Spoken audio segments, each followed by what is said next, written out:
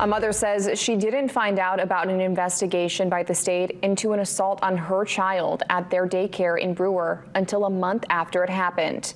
Court documents say 35-year-old Blake Sullivan of Carmel is facing charges including assault on a child less than 6 years old, endangering the welfare of a child, and reckless conduct after she allegedly was caught on video slamming a child to the ground. It happened on April 2nd.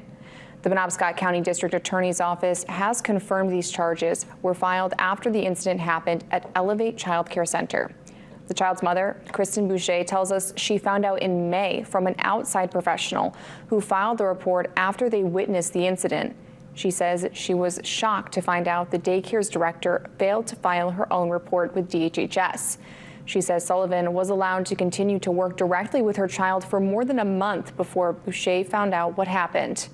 In a statement to WBI, Boucher says, as the parents of the child involved in a recent incident at Elevate Child Care Center in Brewer, we want to express how deeply troubling this experience has been for our family.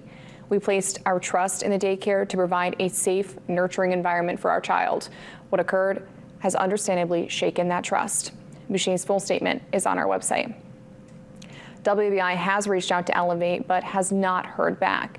We have not heard back from DHHS. Boucher says Sullivan is no longer employed at the daycare. She's expected to be in court for an arraignment on Thursday.